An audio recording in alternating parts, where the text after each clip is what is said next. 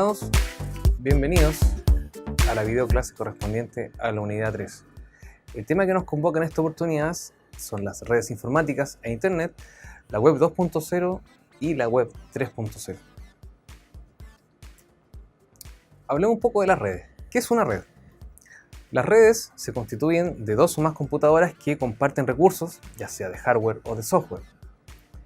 Es un conjunto también de equipos informáticos conectados entre sí por medio de dispositivos físicos que envían y reciben impulso eléctrico, onda electromagnética o cualquier otro medio para el transporte de datos para compartir información y recursos.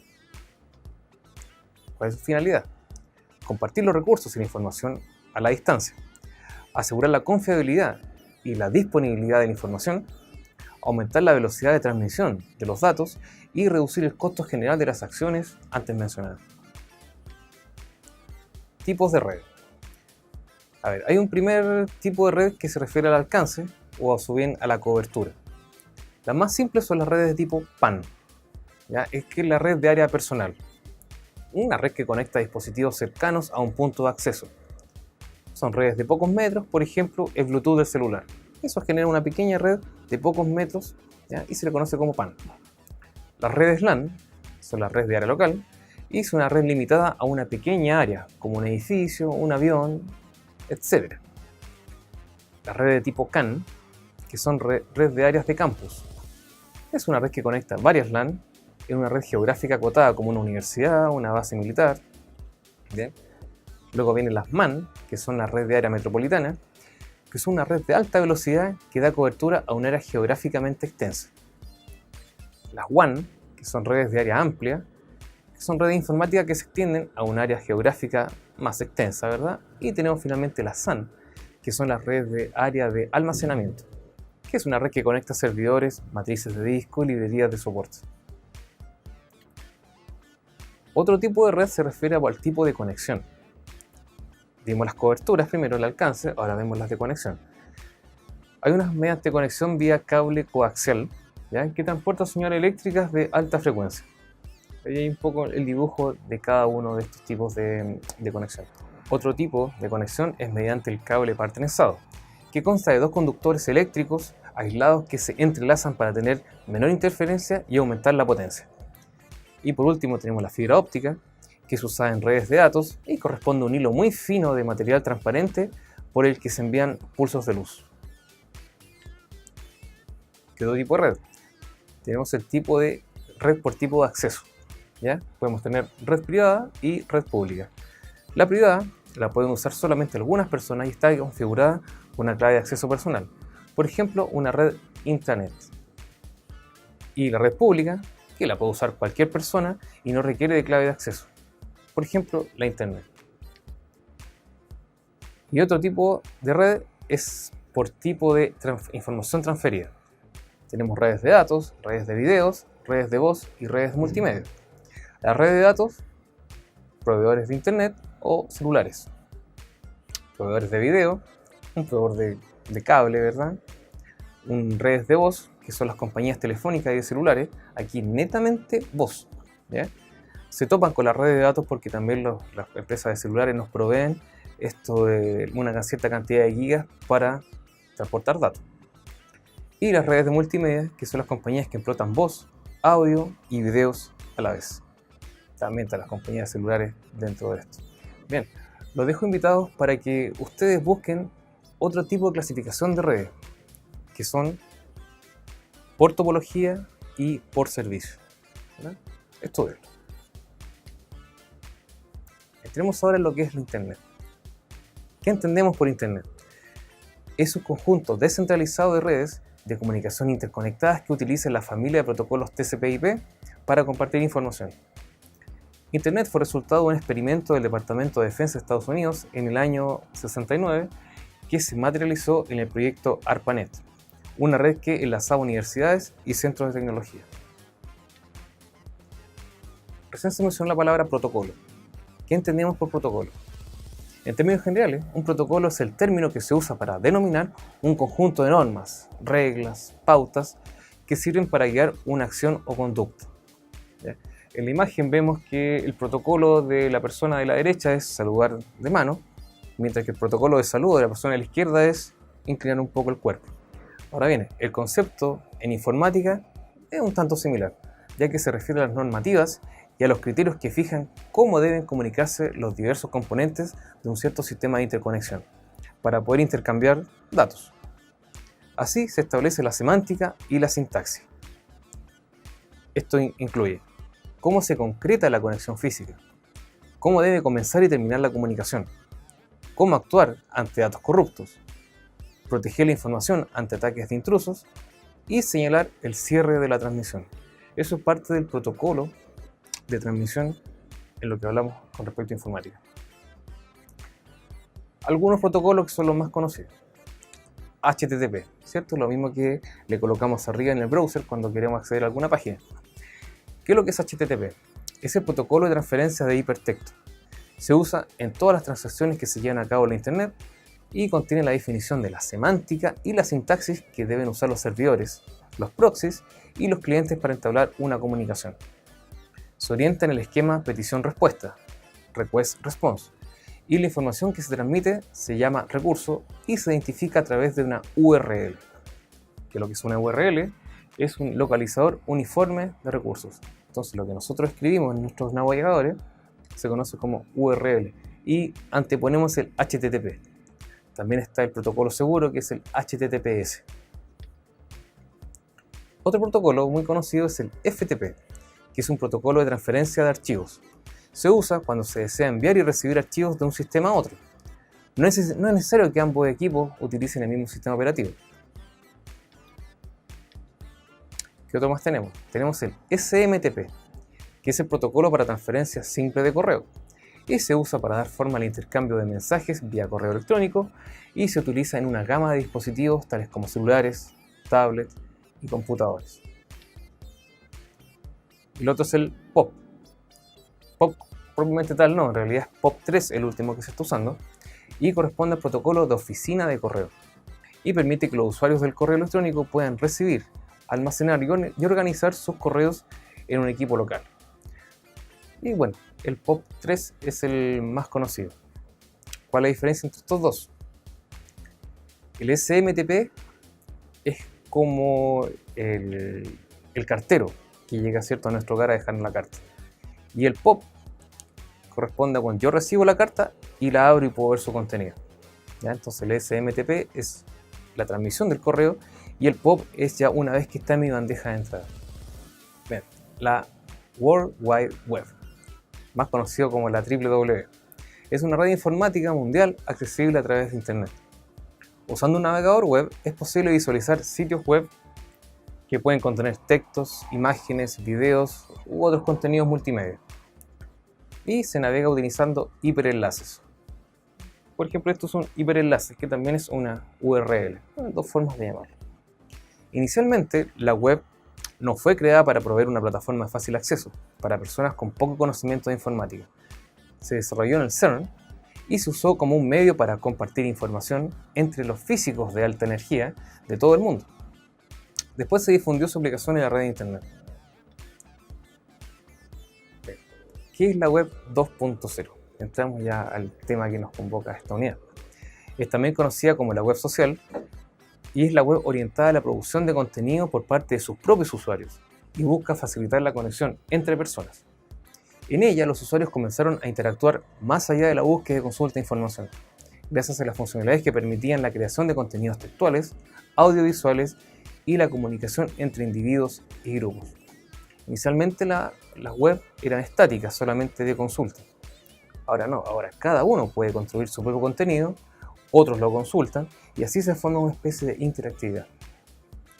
Algunos elementos que nacen durante la web social: las comunidades virtuales, las redes sociales, correo electrónico, los blogs, los podcasts, las wikis, foros y un etiquetado social. Ojo con las wikis, que es un ambiente colaborativo muy grande, donde todos participan y lejos es una excelente fuente de conocimiento. La estructura de la web 2.0 se estructura en 4 líneas fundamentales. Redes sociales, que describe todas aquellas herramientas diseñadas para la creación de espacios que promuevan o facilite la conformación de comunidades e instancias de intercambio social. Contenidos hace referencia a aquellas herramientas que favorecen la escritura en línea, así como su distribución e intercambio. Organización social e inteligente de la información, donde están las herramientas y los recursos para etiquetar, indicar e indexar que facilitan el orden y almacenamiento de la información, así como otros recursos disponibles en la red. Y por último, las aplicaciones y servicios, los matchups. Dentro de esta clasificación se incluyen un sinnúmero de herramientas, software, plataformas en línea y un híbrido de recursos creados para ofrecer servicios de valor añadido al usuario final. No hemos hablado nada de la 1.0. Partimos hablando de la 2.0, pero ¿qué fue la 1.0? Bueno, acá tenemos un cuadro comparativo entre ambos tipos de web. En la web 1.0 la mayoría de los sitios estaban impulsados por grandes organizaciones. En la web 2.0 el impulso de las iniciativas se encuentra más distribuido y los sitios pequeños también cuentan. ¿Ya? La web 1.0 se basa en los datos y la 2.0 se basa en las personas y en su interacción. Por ende, la 1.0 es un entorno estático, netamente mostrar información, fotos. La 2.0 es un entorno dinámico, todos participan. La web 1.0 también tenía aplicaciones de escritorio y la 2.0 tenemos aplicaciones web colaborativas. Y así, 3 más para que ustedes conversen. ¿Qué nos permite la web 2.0? Instruir, investigar, publicar, informar y orientar, y a su vez, afirmar, avisar, notificar, reportar, denunciar, prevenir. 11 verbos que nos vamos a estar encontrando constantemente en nuestra comunicación con más personas que están dentro de la misma web. ¿Qué más provee?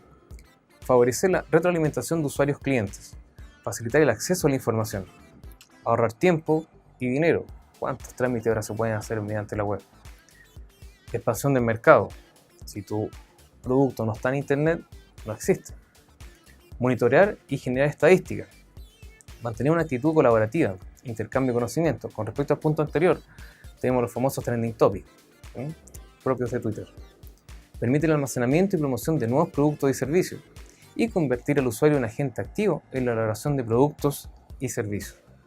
Ya, esto ha dado mucho auge a los startups para que también creen su pequeño emprendimiento y por supuesto los publiquen en internet para hacerse visibles. Desventajas de la web 2.0. Hay un riesgo de plagio por el intercambio de información digital, robo de datos e identidad generando pérdida económica. Muy comentados han sido los casos cuando estos hackers han accedido a información confidencial de muchos clientes y provocando grandes daños. Propagación de virus, capacitación tecnológica inadecuada en las organizaciones, demasiada información que confunde y tiempo que pierden los usuarios en desmedro de su trabajo.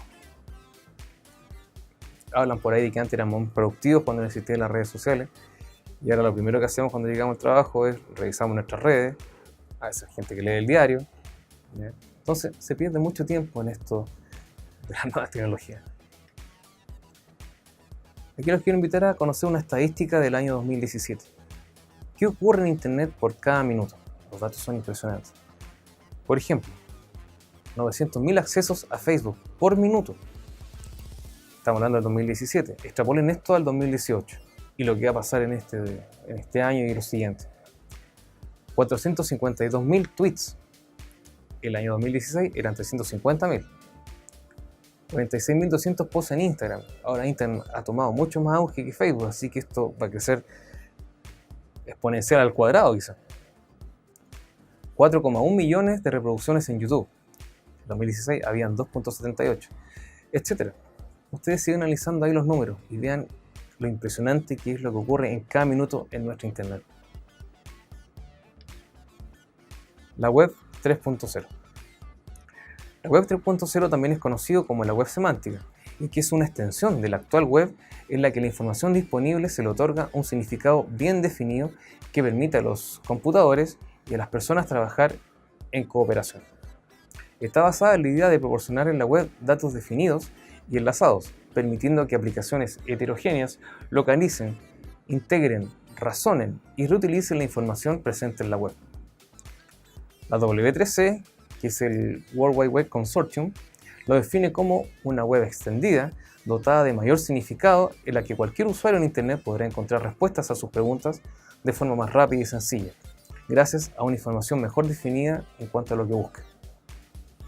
No es una simple búsqueda por palabras, ya, es una búsqueda que va un poco más allá, con un poco más de semántica. Propósitos de la web 3.0. Almacenar las preferencias de los usuarios, los gustos, las costumbres, la conectividad, la interactividad, la usabilidad, etc. O sea, toda nuestra navegación va quedando guardada. Combinarlas con los contenidos existentes en redes sociales e internet, móvil, etc. Mejorar las búsquedas en base al lenguaje natural. Poder atender de forma más precisa las demandas de información. Facilitar la accesibilidad a los contenidos digitales. Proporcionar una herramienta esencial para la aceptación, adopción, flujo y funcionalidad de la publicidad de la empresa, con el objetivo de fidelizar al usuario con marcas que presentan en la red. Y, por supuesto, personalizar la experiencia de navegación. ¿Cuántas veces nos ha pasado que estamos buscando algo y el navegador ya nos tiene la respuesta a lo que andamos buscando? Y uno se pregunta, ¿cómo supo lo que andaba buscando? Bueno, eso es mediante una fuerte relación que existe entre los medios sociales, las redes sociales y otras web 2.0 que finalmente era origen a este 3.0, donde cada uno de los individuos está identificado. Los fundamentos de la 3.0. Se basa en los metadatos, que son en realidad datos sobre datos, o sea, de los datos que ya se tienen se obtienen otros datos adicionales. Los metadatos son descriptores estructurados y codificados que describen características y propiedades de objetos y recursos para facilitar su localización, recuperación, valoración, administración, persistencia e interoperabilidad. En pocas palabras, son elementos que describen un objeto. Por ejemplo, para el libro El Código Da Vinci, los metadatos podrían ser la Mona Lisa, Illuminati, Santo Grial, Sabio de Sion, el número Phi, etc. Y si se tratase de una persona, sus metadatos podrían ser Banco de Chile, Brasil, Adidas, Pizza Hut, Rock, etc. ¿De dónde salen estos datos? Son datos propiamente de la navegación que ha tenido esa persona. Y como todo está enlazado, permite saber los gustos, a qué se dedica, las páginas que más frecuenta, etc. Ontologías. Vamos a introducir este concepto que filosóficamente tiene una cierta connotación, pero lo vamos a orientar a lo que es la web. Una ontología web realiza descripciones de objetos basados en los principios de interoperabilidad semántica mediante la definición de clases, propiedades, relaciones y axiomas. Tienen como objetivo describir tipos de entidades y la forma en la que se relacionan entre sí. El conocimiento en ontología se formaliza principalmente usando 6 tipos de componentes: clases, atributos, relaciones, funciones, axiomas e instancias. Otros autores nombran estos mismos componentes de otra manera, como conceptos, haciendo alusión a las clases, propiedades, haciendo alusión a los atributos, relaciones, funciones, axiomas y restricciones, también conocidos como instancias. Expliquemos cada una de estas. Las clases o conceptos son las ideas básicas que se intentan formalizar. Los atributos o propiedades es una estructura interna de los conceptos, que los describen e indican qué valores podría tomar. Relaciones va orientado a la interacción entre conceptos de un mismo dominio, parte de o conectado a.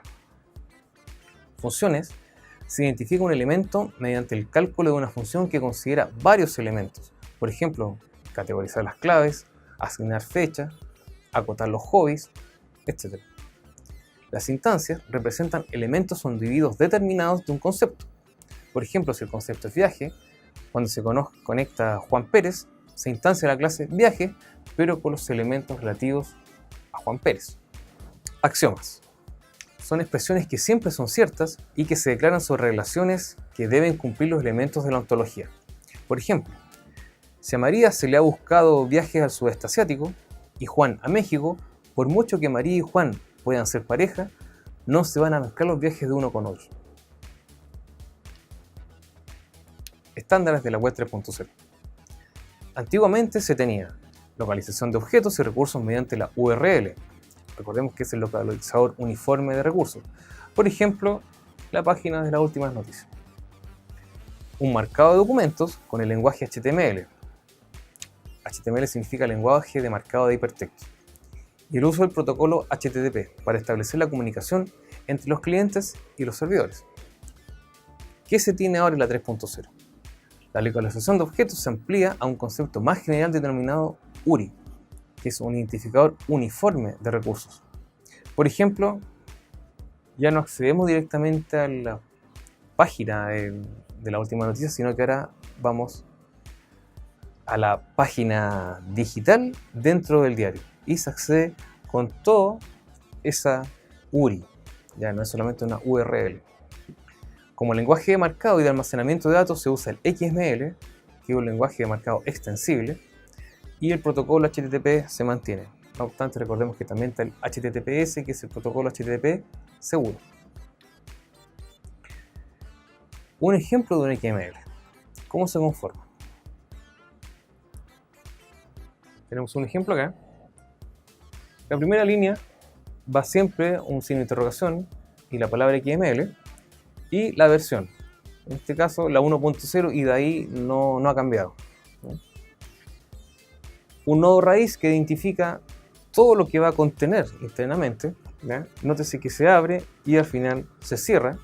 Nótese la forma también de los tags. Estos se llaman tags o etiquetas, ¿ya? Que van con menor que y mayor que. Y el de cierre lleva un slash al lado del signo menor que. Dentro del catálogo tenemos una entidad que la llamamos libro. Dentro del libro tenemos atributos, datos. Su ISBN, un título, el autor. Y acá tenemos una nueva estructura dentro del libro que se llama edición, con dos campos adicionales, editorial y fecha. Bien, generalmente los XML hay que parsearlos, es decir, hay que determinar si están bien construidos. Podría faltar un slash, por ejemplo, o de acuerdo a una definición, pudiera faltar aquí fecha, siendo que es un campo obligatorio. Y para este parseo existen los DTD, Document Type Definition. La idea es que el doctype corresponda al nodo raíz, al catálogo. Luego vienen los elementos que lo conforman. El primer elemento es libro, y libro se compone de todas estas propiedades internas que van escritas de forma horizontal. Nótese que edición podría corresponder a 0 o más, ¿ya? O sea, edición podría aquí repetirse, otra más en caso que hubiera una nueva versión del libro. Ya es por eso que va con asterisco. Precisamente después se explica lo que es edición, similar a cómo se explicó el libro y cuál es su contenido. Y luego se explica cada uno de los datos que están dentro del libro, incluyendo los de edición, pero de manera, todo hacia abajo, sin establecer jerarquías como está acá. PC Data, con un gato adelante, ¿cierto? Es cualquier cosa.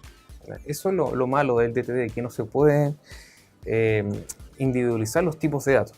¿Ya? Por aquí entonces puede ser cualquier cosa. Si notamos bien, los DTD no utilizan el mismo lenguaje XML. XML es estructurado. Esto es solamente secuencial y a un mismo nivel. Se requiere incorporar un parser para los DTD.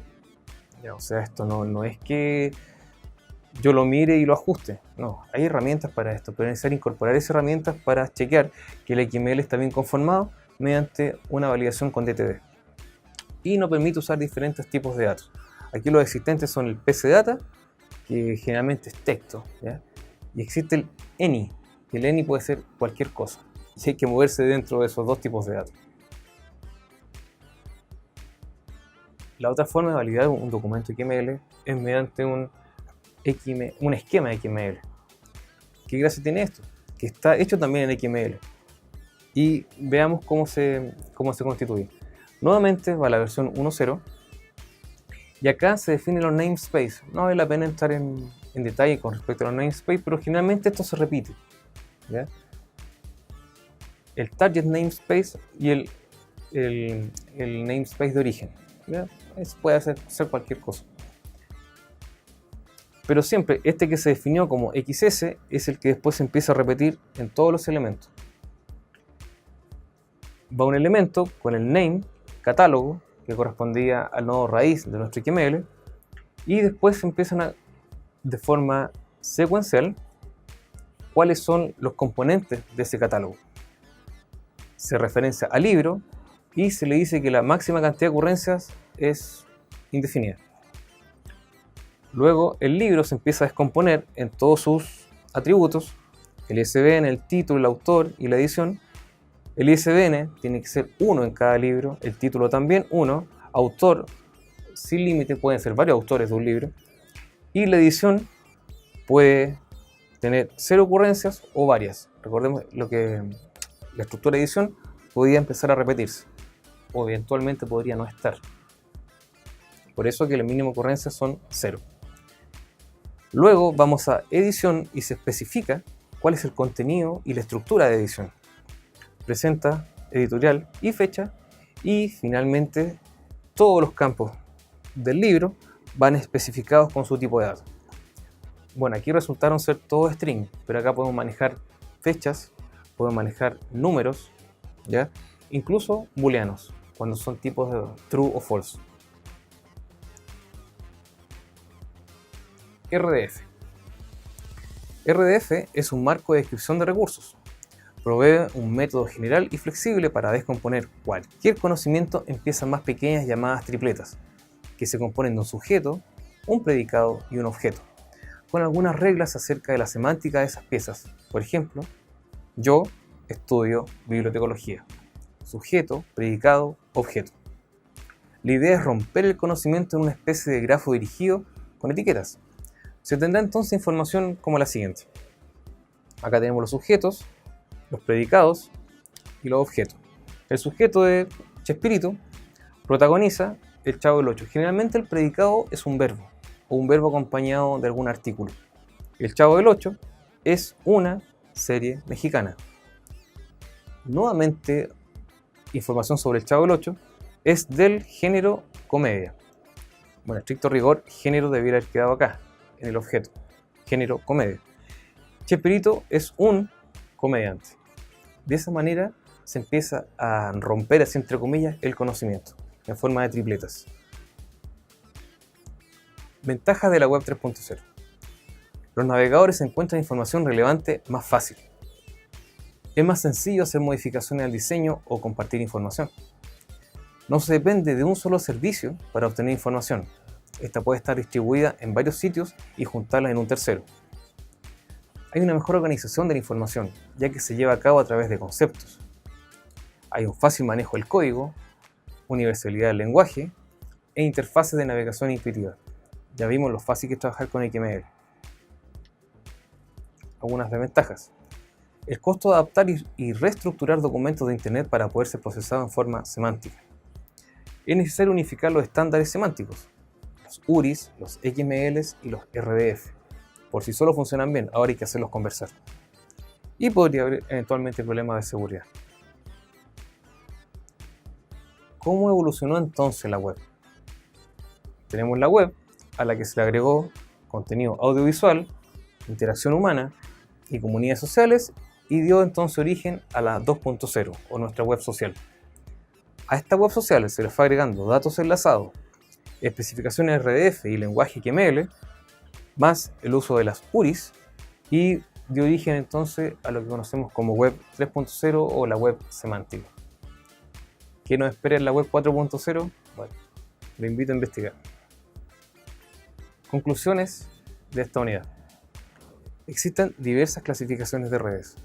Recuerden investigar sobre las topologías de red.